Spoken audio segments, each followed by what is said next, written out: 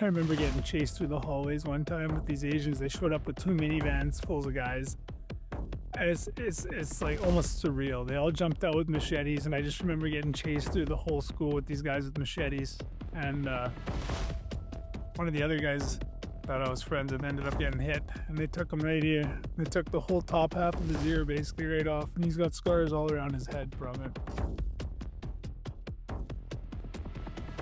Why don't you start with your name, and then how this all started? Okay.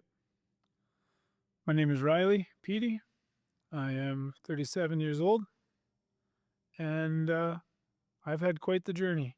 I grew up in a Christian home. My mom and dad both are still together to this day. We went to church. I did all of the Sunday school programs. By the time I was 12, I was leading a youth worship group. I was going to Bible camp. I was helping do youth groups at Bible camps. And I would never have imagined my life would turn the way it did. Fast forward to about 13 years old. I was at a youth function and needed a ride home. The youth pastor at the time offered me a ride home. When we got in his car, it was a Trans Am, I remember it, and we got in the car, and there was Snoop Dogg pumping in his car, and there was joints in the ashtray, and there was empty beer bottles in the back of the in the back seat. And I thought to myself, this is all a scam. This is all just, it's all show. There's no go here. And I stopped going to church that day. From that point on, my life went a completely different direction. At that point, I started smoking cigarettes. From there, it led to smoking joints. My parents did everything in their everything they could to try to get me to stop. They would follow me out of the house to see if I was going to smoke. I'd come home. They'd make me cough. I want to smell your breath. They would smell my fingers. They would do everything they could to get me to stop. But no, it didn't happen. By the time I was 16 and driving, I was already running my own phones. At that point, I'd already upgraded from just selling weed to selling coke. And this would have been by high school now, running multiple phones. I started moving more and more weight. By the time I was 17, I was driving my boss's Viper, going to the bars, and I was responsible for about 15 bricks a week, so 15 keys a week at 17 years old. The glamour was there, the lifestyle was there. It was all shiny at that point in time. I was getting my sister into the bar. She was like 13. We would go to the Empire on Main Street. I'd pull up in my boss's Viper. We'd get pulled into the cage in the back. You wouldn't even get ID'd. It was like VIP treatment all the way around. This was all before I was 18. At the time, I guess when I was about 18, I bought a bike. So I had a Harley, and I wanted to be a Hell's Angel. That was the goal at 18. So I started hanging around with some of those guys. I started moving away from doing work for the Italians, because that's who I was doing work for at that time, to trying to make a name for myself with a bike. Me and a few other guys started our own club. And part of that deal was we had to kick the bikers money every month to do our own thing. That went quite smooth for some time. Then there was a big bar fight with us and another motorcycle club. And that led to me getting set up in a meeting on with the guy who sponsored me. And I got jumped by 4 guys. Got my orbital bone in here smashed, the floor of my eye all smashed to pieces. took all the cash, all the gold that I had on, and they left me in a parking lot pretty much after getting a dirty licking. And that was the first negative experience in that lifestyle, and the first time that made me think that maybe this isn't the right program for me. I went to two different high schools. I got kicked out of the first high school for fighting. My dad put me in wrestling at a young age. I think about 7 or 8 years old, I was in wrestling. By the time I was 12 or 13, I was winning provincials. So I could fight. And I wouldn't let anybody tell me what to do. And I wouldn't let anybody stop me from doing what I wanted to do. So I got kicked out of one high school, ended up in a second high school. One time in the first week that I was there, I think I got in 7 or 8 fights that first week. Pretty much everybody from the Indian crew to the Asian crew, I had to fight everybody just to prove myself. And I remember getting chased through the hallways one time with these Asians. They showed up with 2 minivans full of guys. And it's like almost surreal. They all jumped out with machetes, and I just remember getting chased through the whole school with these guys with machetes. And one of the other guys that I was friends with ended up getting hit, and they took him right here. They took the whole top half of his ear basically right off, and he's got scars all around his head from it. I had my hand in a cast at the time from fighting. This hand, I can barely make a fist because I've broken this bone so many times. So my hand's in a cast, and this guy comes up to a friend of mine, and he was lipping off. I just remember, like, let's go. And I fought this kid with the cast on, and I remember beating on him with the cast. I shattered my cast because I was beating on this kid's face so hard. And I remember squeezing around his throat where I could feel my fingers touching around this guy's windpipe. And I just remember squeezing it, and like found out afterwards this guy was friends with my buddy, and they were just joking. But I didn't know, and I didn't take that from anybody. That kid didn't talk for 3 weeks. I bruised his vocal cords, shattered his orbital bone, shattered his jaw, and about 7 or 8 teeth came out of that kid's face. That fight still gets talked about, I'm sure, in certain places. But that was one of the high school. Another time in high school, we were already moving pills at this point.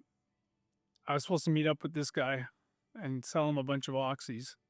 So I had picked up 100 oxys from a kid. And I went to meet this guy in the parking lot. I get in the back seat of his car. I give him the stuff.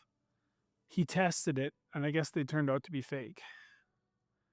So I didn't know yet at the time. So he gets up from the driver's seat, goes to the trunk of his car, comes back, sits back down in the driver's seat, and he says, "Give me, where's my money?" And I had already done the exchange with the other guy, so that guy had left. So all I had was the drugs now. I didn't have the money anymore.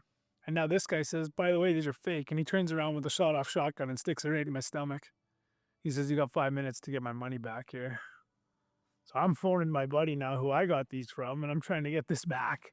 And he's like, "Dude, I'm already going to eat, man." I was like, "You need to get back here, like, right now." And he came back, and this other guy made him get in the car, put the shotgun in that kid's mouth, and said, "If you ever burn me again, I'll kill all of you." And I was like 16, maybe 17. And this guy was like 50. Like, this guy was lifer. And it was just straight business, but that was the first time I had a gun pulled on me. How did you get into it? How did it start? For me, it started, I guess, by smoking weed. That's how it all started. And then I realized, oh, there's money to be made in this game. And a friend of mine who had a dad who was a biker, that was the guy who gave us our first couple ounces of weed to sell. And we broke it up into dime bags.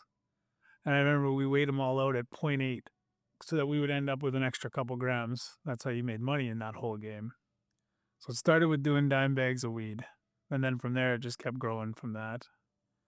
The hard drugs, I guess, were another friend of mine who was 3 or 4 years older than I was at the time. He was already working for these Italians. So he invited me over to a few of the parties.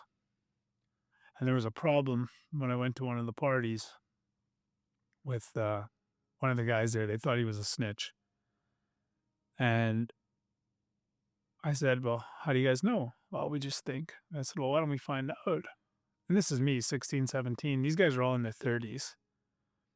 Like, "Well, how are you gonna find out?" I said, "Well, let's go." And I just remember, and I just remember we tied this guy up, and then we threw him down a set of stairs while we had tied him up to the chair.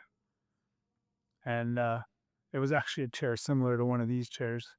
And we kicked him down the stairs, and then we asked him again, "Is he a snitch?" No. Back up the stairs, we dragged him up the stairs, kicked him down the stairs again. He a snitch? No. We did it 3 times, and turned out he wasn't a snitch. And then we all bought him beers after, and he was okay with it, which is really weird that that even is okay in that lifestyle. And that guy still hung around too, but if you're watching this, Ryan, sorry about that one, buddy.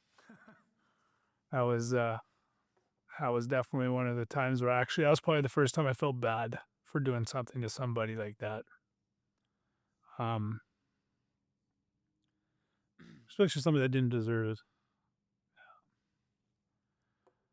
I guess fast forward a little bit, we uh, we had started that club and we were moving quite a bit of weight around, and all at the same time going to the bar every night, doing the parties, having all the whatever you want to call it at the time, and just not even noticing, getting deeper and deeper and deeper into that lifestyle. And then you start getting tattoos, and then you start buying gold, and then you start getting more things. And it's all materialistic, though. You think that you're getting somewhere in life, but it's really all just smoke and mirrors. Um, After that bar fight that ended up with the meeting where I got beat up, um, I remember calling the guy and saying him calling me and saying, "Hey, we got to get together and discuss what happened here." I was like, "Yeah," and I assumed that it would be a round table thing where me and the other guys would sit down and we would sit down with these higher ups and there'd be a discussion that would be had and we'd hash out what happened. And it wasn't gang or drug related. It was just a bar fight that just happened to be with two different groups, clubs, and so I ended up meeting up with these guys in a parking lot. And he says, "Let's go for a walk and we'll talk." So we're walking, and I remember they walked me around a corner, and there was another 3 guys there with lead gloves, baseball bats, and that's when I took that dirty licking, and then they left me there. And I remember being like, "This is the brotherhood. This is what I want to be a part of. This is the club that's supposed to do everything for you and have your back, and all this over a bar fight. These guys are pretty much willing to take your life over it." And that was kind of the beginning of the turning point for me from the club attitude. Um, I shut down what I was doing on the club end of things and decided that being independent was the way to go, because you didn't have to kick up juice to anybody. You didn't have to wear something on your back that the cops knew who you were, and you were just a target. I never got harassed by the police more than when I was doing that. I would get pulled over. They'd strip my bike. They would take all my stuff out of my bike all the time. And to the point where, like, it was just harassment by the cops at this point. And then I got put on some charges for, I think it was assault that time. So I decided to move out to Falcon Lake, and I'm going to live out there if I'm going to be on house arrest. At least I'm living at the lake on house arrest.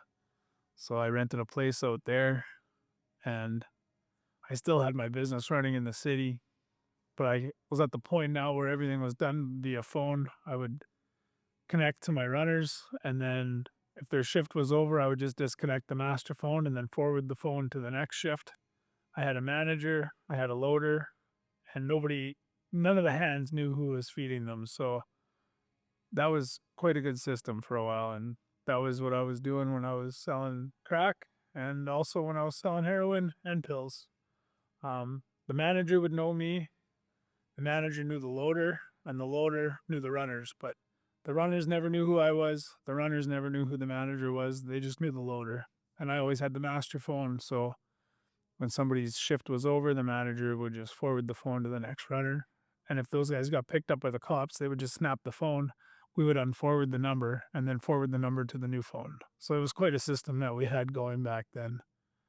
Um, and it still allowed me the freedom to basically be on house arrest at the lake for a few years. During that time, I met my mother and my kids. Um, she was a dancer. I was a drug dealer. It seemed like the perfect rap song at the time, but it was a dysfunctional relationship. Um, it was all built on lies. It was all built on hiding everything, which is kind of the lifestyle that you run at that point. But our motto used to be, "Don't ask, don't tell." So when I would leave the house to go out and do things, I wouldn't tell her where I was going or who I was with. And the whole reason behind that was if the cops showed up, she legitimately didn't know where I was, who I was with, or what I was doing. But it's not, which I've come to learn now, which we'll get to, that that's not how a relationship functions and doesn't work well. Um, she did bless me with two beautiful kids. So God has a plan always, but you don't know it at the time. So we bought a place out of the city, and we were both supposed to, she was going to stop dancing and I was going to stop selling hard drugs. So at that point is when I stopped with selling crack and coke and heroin, pills, and I shifted my attention to growing and manufacturing and selling weed. um, at one point I had 3 different grow ops, while approximately 500 plants indoors.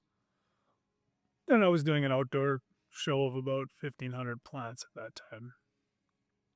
So back to being independent, still having some friends, but we weren't a club, we weren't anything, and shifted our attention out of those hard drugs into the weed game.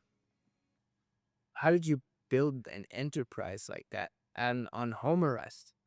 And how much were you making during all this? And how did you get your clients and how did you get your sellers? Like, how did you organize? You built an empire. How did you do that? I ruled with anger, and people were scared to question my authority. People were scared to tell me no. So partially, I would say I grew by being a very friendly guy, very good business partner with people because I always give 100% into whatever I'm doing. But also in the same breath, if somebody owed me money, I would have no problems kicking your door in and tying up people in your house until I got my money. And I built a reputation on that. Um, I remember one time we were leaving the bar, and then one of the girls said that this guy, can't even remember what he did, if he hit her or something like that. And me and 2 other guys chased this guy out of the bar. And I remember chasing him with my buddy's Jeep. And my other buddy was running, chasing after this guy, and we finally caught up to him. And I remember breaking a baton over this guy's ribs. And the other guy that I was with had lead gloves. And I remember him just pounding on this kid. Turned out we broke his hip. We broke a bunch of bones in his ribs. And the real kicker behind it is found out a week later it was the wrong guy. So some random dude just got a dirty licking from us over nothing. And that kind of bothered me, which was weird because things like that never bothered me before. And that actually bothered me. So it made me question. I guess that was probably one of the first times I remember questioning, why am I doing this? What am I doing this for?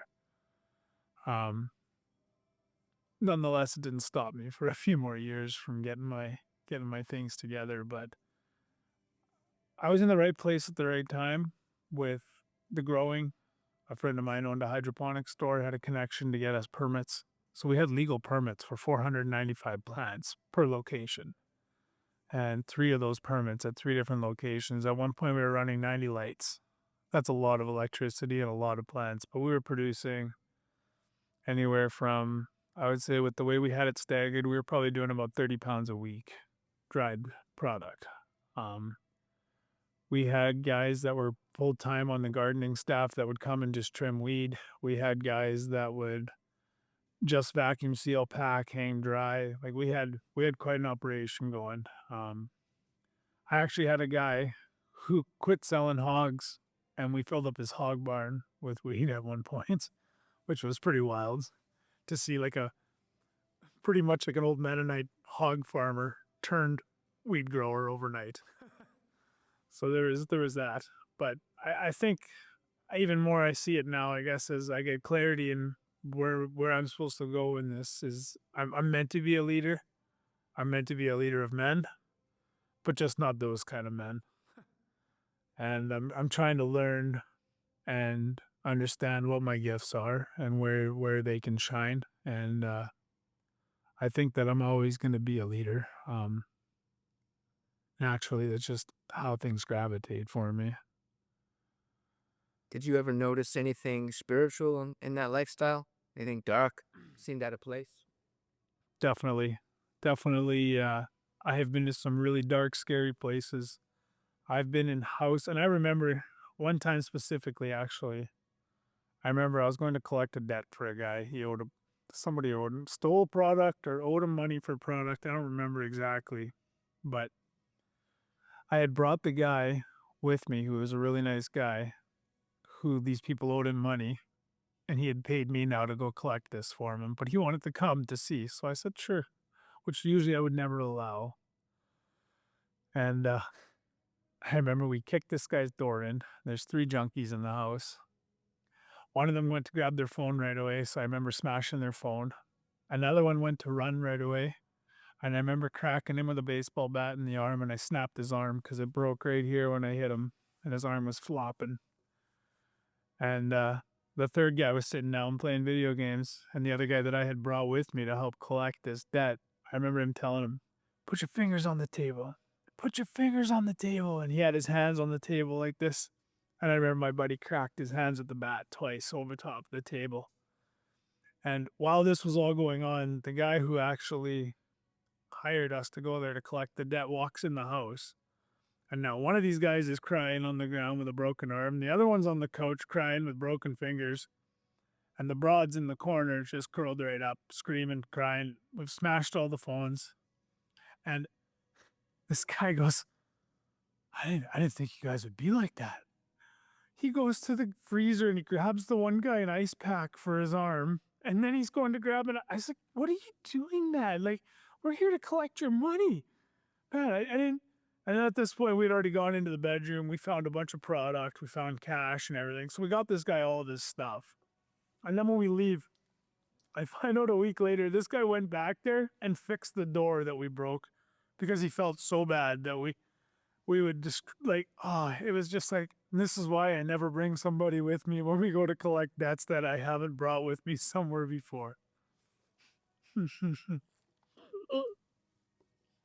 I'll never forget that one. That was crazy, man. I remember another time we pulled up to a house to go collect a debt from these Russian guys with my buddy Tony, who's dead now.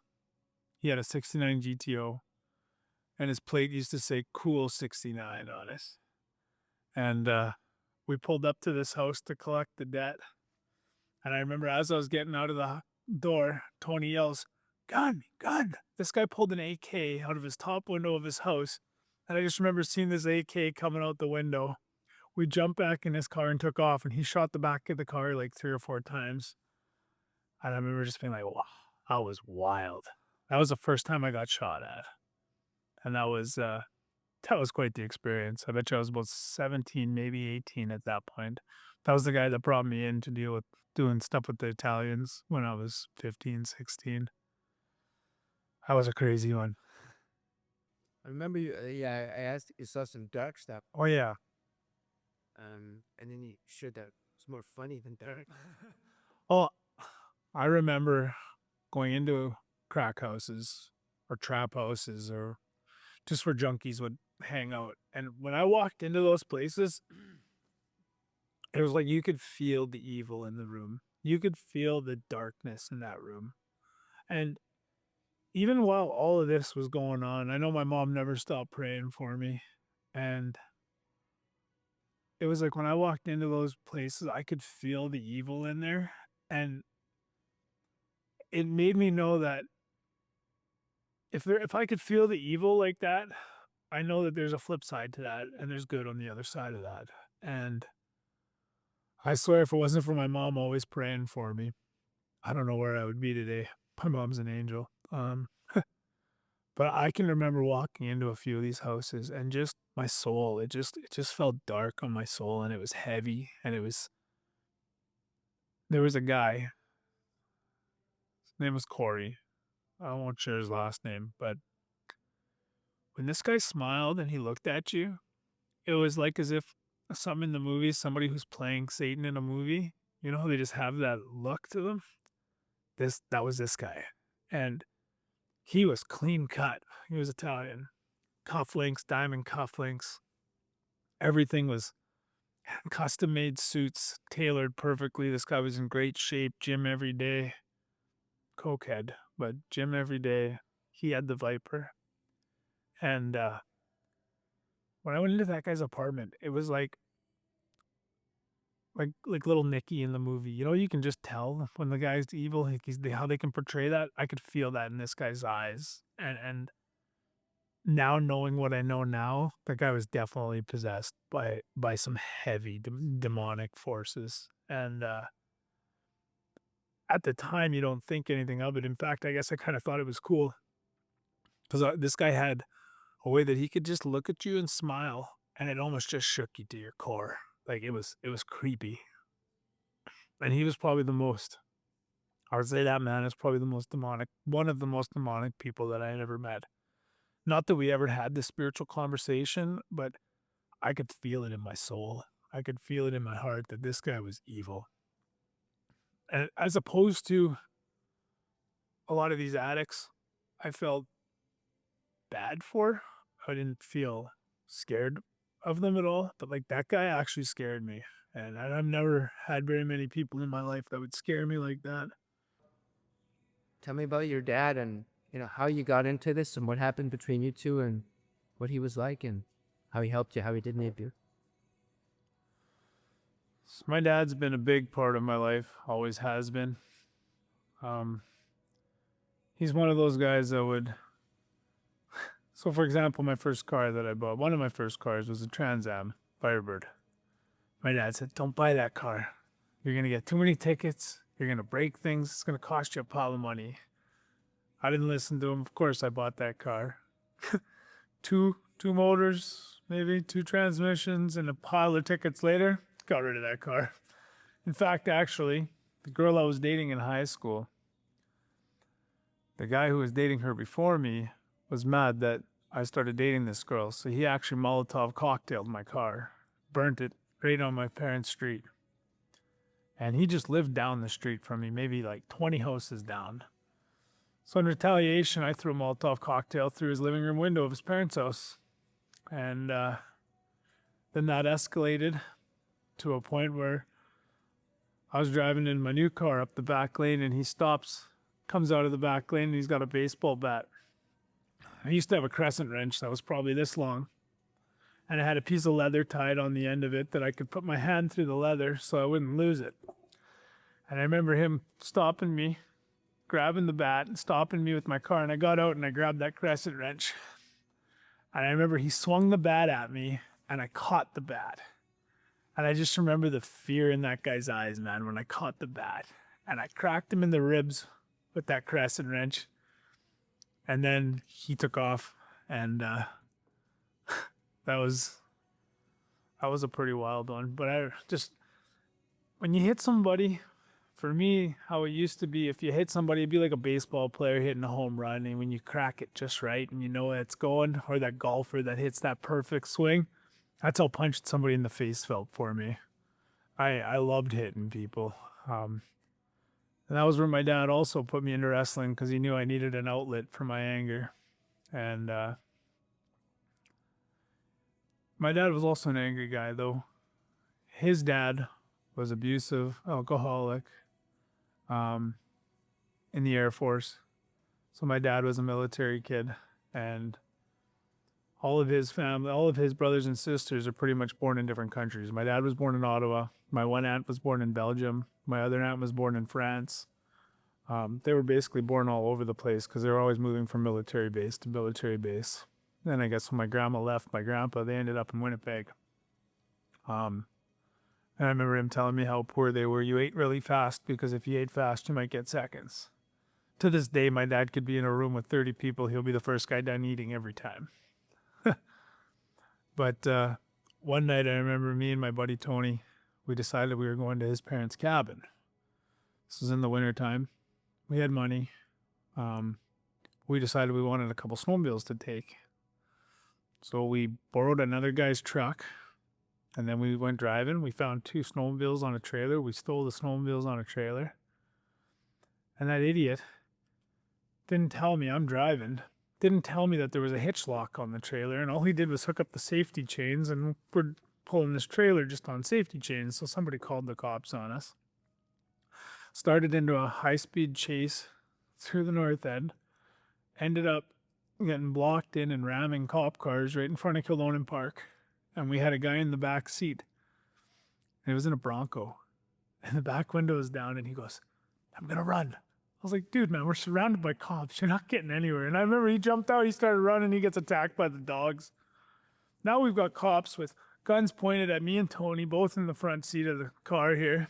And Tony reaches on the dash, lights a smoke, passes me one. I light a smoke. He's like, "Well, if they're going to shoot us," he says, "at least we're going to have a smoke first." And then I remember the cop poking the gun right into my neck here. Shut the truck off. And we shut the truck off. And Tony tells the cop, "Listen, man, we're going to jail for a while. You're going to let us finish this cigarette first." We finished smoking that cigarette before we got out of the car. Then they arrested us all and got taken down to Hartford. And I remember sitting in the cell there and asking for a glass of water. And they bring you this little Dixie cup with like a spoonful of water in it. And then they left me in there for hours. Nobody. I remember telling them I had to take a leak. And they wouldn't let me go. They actually had these they look like kids' picnic tables in the interrogation room. And they had me handcuffed to the picnic table in the interrogation room. And I remember just being like, "Screw it." I pissed myself right in the room because they wouldn't let you go anywhere. Then the cops came back in and they told me my buddy had ratted on me and he's already out and it's gone. And meanwhile, I could hear him yelling from the other cell, screaming at them, "You bunch of pigs," yelling at him all kinds of stuff. So I knew he was still in the room. I think they held us for close to probably 14, 16 hours, something like that. They finally let us have a phone call, and I remember phoning my dad. And he bailed me out. But I remember him saying, "This is your one get out of jail free card. You do this again, I'll come visit you, but I'm not going to bail you out again. And you're not going to put me and your mother through this." I think at that point I had already moved out of my parents' place. And those words hit me from my dad pretty hard because he was tough, but I love my dad. And now in today's day and age, he's like my best friend. I talk to my dad every day. He'll call me just about every morning and we chat for sometimes 10, 20 seconds, sometimes for 2 or 3 minutes, but my dad's my best friend for sure. And I can go to him with anything. But in my younger days, we had butted. I remember the last time my dad put hands on me, I said I was leaving. I was maybe 15. He said, "No, you're not." And I'm like, "Yeah, I'm leaving, pal." I made it down the stairs in the front of the house, and me and him were rolling around in the front yard. And he was choking me and trying to fight me down. And I remember I think he had me by the throat. And I think he gave me an elbow. I started bleeding from the nose. And the neighbors had come outside. And I think my dad was almost embarrassed at that point. And I remember him telling me after that that's the last time you'll ever put hands on me. It's not. Next time you just leave. Don't come back. That hit me too. I know my dad didn't always make the right decisions, but he didn't have much of a role model either. Coming from getting beat and everything else, and I knew he didn't want to be like his dad. And he was doing the best he could. I wasn't exactly an easy kid. So he was he was learning as we went along too. But I knew I was hurting them. I knew my mom prayed for me every night and probably cried about it lots of times that her son was going down the road that I was going down. I guess for something I've never told anybody else in the dark times in my life, I always knew Jesus was there with me though. It's weird. Um, I could be at a party, I could be surrounded by drugs and women and booze, and I always felt empty. It was fulfilled at the time, but there was always an emptiness, and there was always this longing for more and knowing there was more. Mm, my mom's a saint. I mean, and if it wasn't for those roots that were dug deep, um, I don't think I'd be sitting here having this interview right now. There's this story in the Bible about the prodigal son that returns. And I remember one time my dad referring like that to me years later. That you're kind of like the prodigal son that came back. That's it's definitely how I feel kind of when it comes to that kind of stuff. One time there was a guy that owed my cousin money, and took him out to the floodway, and one of the guys we were with pulled out a 12 gauge, and I remember blew that guy's leg just about clean off. I don't know whatever happened to that guy.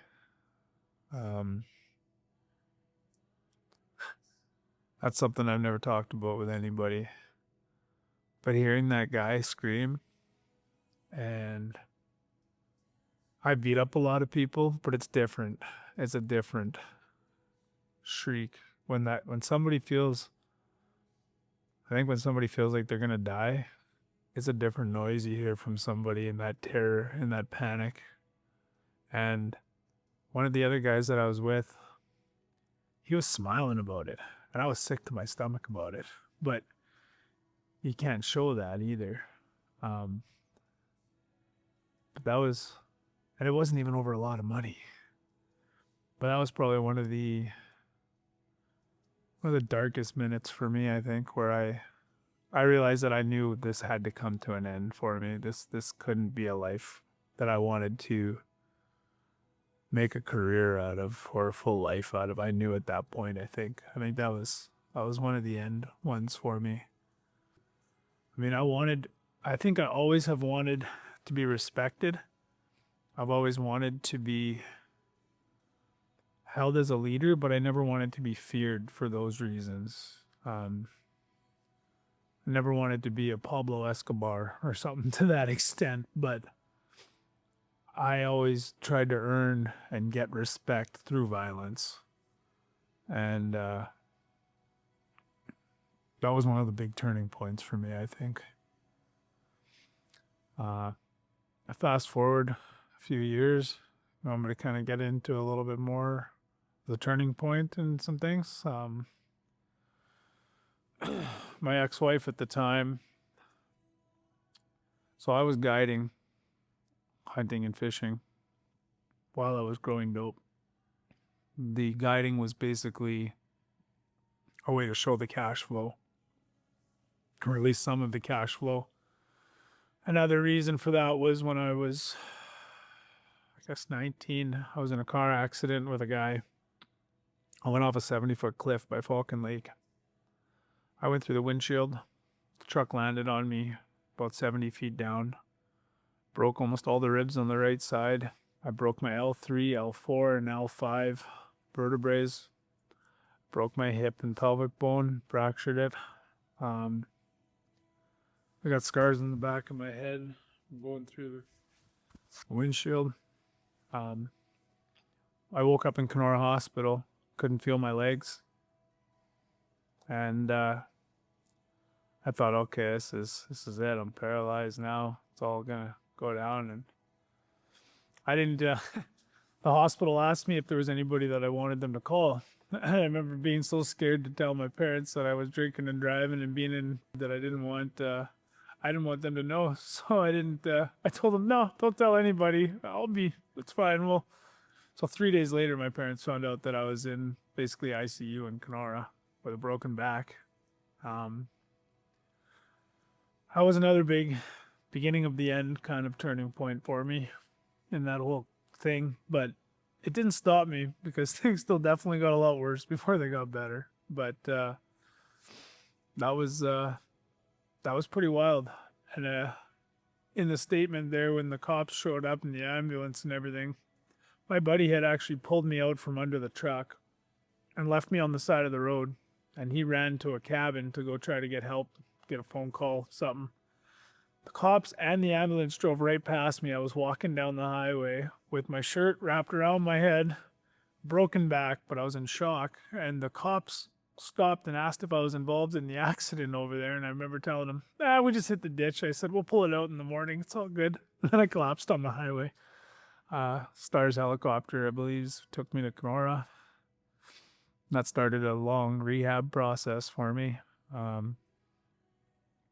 still suffer from a lot of back pain and stuff from that moment, but looking back now, like these were all, I feel like this was God trying to pull me out of it in different ways. And maybe if I do this, maybe he'll want to quit doing what he's doing. Maybe if I do this, and it was like, I guess at that point, I wasn't ready to come back yet. I wasn't, I hadn't hit far enough down rock bottom to know where to find happiness yet. So I had worked the boat show for the company I'm with now for 3 years previous to actually being employed by them. I was the guide, so I would just come to the boat show and I would talk fishing and I would talk hunting with customers. I ended up selling just as many boats as their sales guys would sell. So after the 3rd year, they had pulled me into the meeting at the end and said, hey, you want to run a store for us in Kenora? You want to be our guy out there? And I was like, to the guy who was trying to hire me, I was like, I don't work a legit job, right? He's like, listen, man, if you can run a business from 10 p.m. till 6 a.m., you can run a business from 9 a.m. to 5 p.m. Just don't hit anybody. And that's how they gave me the job. No resume, no nothing. And like, looking back, hindsight now, like that was an olive tree branch for me to get me out of what I was doing. And so I told my wife about it. And she was from Kenora originally, so she was all over the move. So I went out there a few months earlier to get us a place and get established and stuff. And then her and the kids moved out a few months later. From the time that they moved out, it was less than 6 months later, she served me with separation papers. She had already checked out, basically, I think from before the move even. And after moving out there, and I worked too much, I'm never around, and she was just done.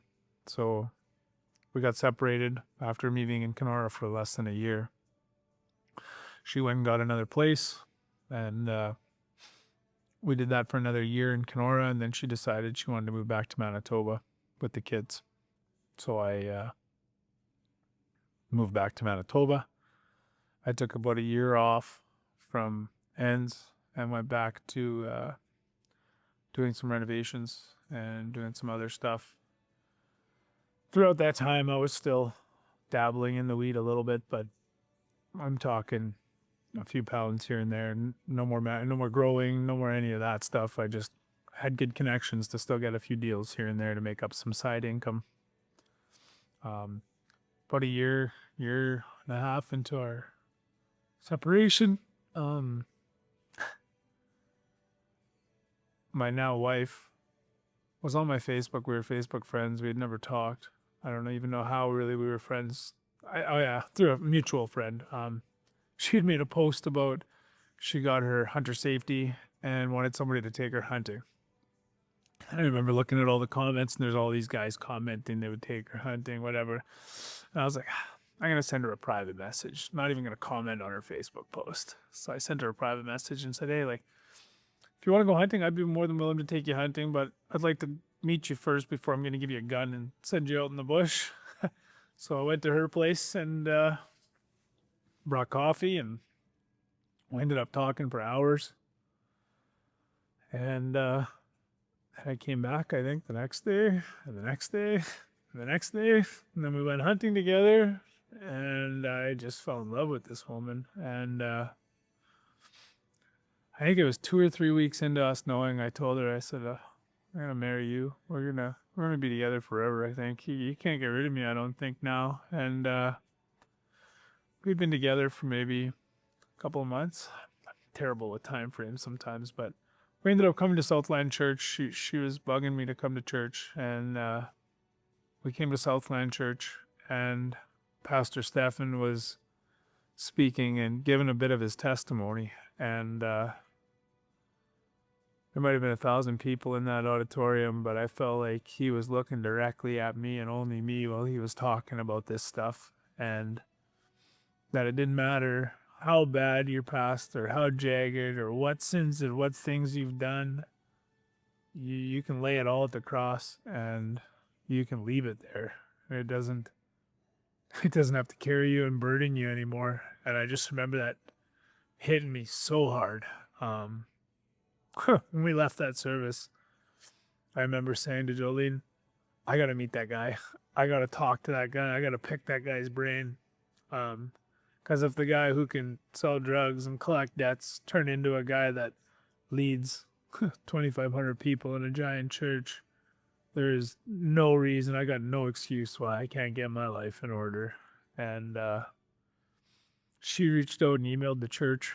And I remember it was days had gone by and no response, no reply. I had called the church and asked them, and no real reply or response. And I remember my wife emailing Martin, one of the other guys here, and was like, you need to tell Stefan to get in charge and get in touch with Riley. Because I'm telling you, this guy's on the edge, and I don't want to lose him. And I know that Stefan is the only guy that's going to get through to him right now. So whatever it takes, whatever we got to do, please get Stefan to get in touch with him. And it must have been within a day after that, Stefan reached out to me, and we had a couple good conversations and some tears. And from that day going on with him, the people I've met, the opportunities to talk about where I've come from and where I'm going seem to just come naturally, organically, and it's been pretty awesome so far. I want you to talk more about Jesus. How has he shown himself to you more? Like, what has you so convinced about Jesus? How did that happen? Okay. So since that Sunday that I met Stefan and listened to him giving his testimony in church, it was so impactful for me that it made me want to dig deeper, find out more, and it gave me clarity on a lot of things that, like, even in those dark houses when I was there, why I could feel that evil in my burden on my soul is because Jesus was trying to pull me out of there, and he was trying to tell me that, like, this is, you can't feel that, like, and that's my mom too. I mean, those roots, my mom loves Jesus. She's always loved Jesus. My mom went to MBCI. She went to, I think, Providence after. Like, my mom's always been a saint. And since that time, there's just no other way to explain all the things that I would chalk up these moments as coincidences in my past. And one of the guys from church, I don't even remember who it was like, no, those aren't coincidences, right? Those are called God moments. And that's what I call them now, is God moments. Even right down to getting transferred from one location to another in work, and the other sales guy has become such a mentor to me, and he just loves Jesus too, and we talk about Jesus at work, and then it just, I got involved in a cell group here, and the people that I meet and the people that I talk to, and they've pushed me to deepen my walk and deepen my relationships with getting into devotions daily. I I know now that if I miss my devotions for 2 or 3 days, everything else in my world starts falling apart. Like I need Jesus in my life because without having him as my rock, my stronghold, my lighthouse in this whole season for me, everything else falls apart. Um and it's kind of like we're stupid because I know this, but yet when things are good, that's when I start slipping. That's when I start not reading my devotions every day. That's when I start not doing those things that I know I need to do until it starts to crumble again. And then you're like, oh, I got to get back into this. This is the problem. And when we start checking back in and we start doing those things, I just see the blessings come in my marriage. I see the blessings throughout my kids. And I see that by my by the way that I am, I can affect people that I don't even know are watching. And that has been pretty crazy for me to see the ripple effect that it's had through people that I know that I didn't even know were watching what was different with me or what I was doing differently. But now it's had such a profound effect on these people too that Jesus love it. It just keeps giving and giving.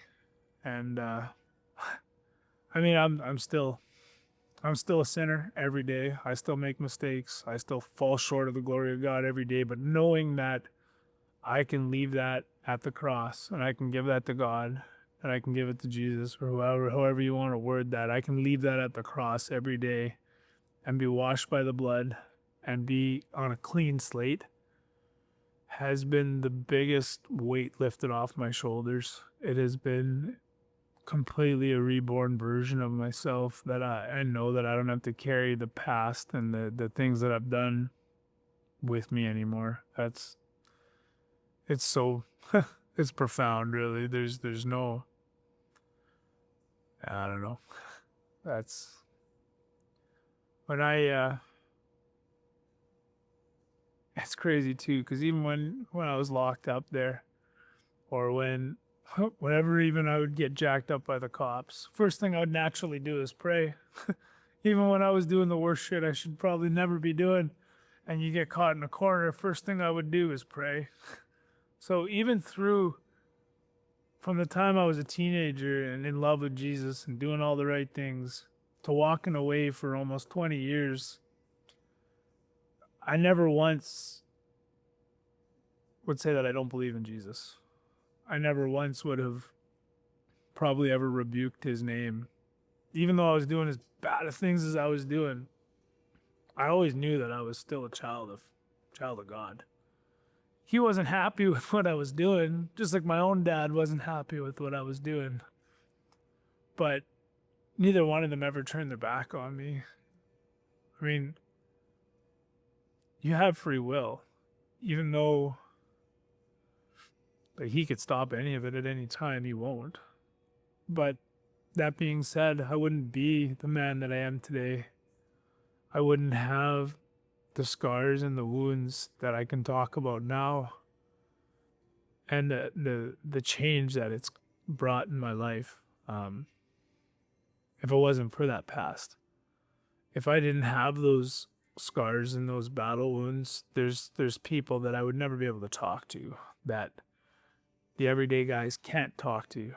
Um, I don't know really where my calling 100% is yet, but I know that it's talking to the broken guys, it's talking to the addicts, it's talking to the dealers, and just telling them that it doesn't matter what you've done, where you've been, or how dirty or how gross you think it's all gone, man.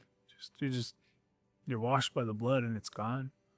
And that to me is just so profound that I don't know.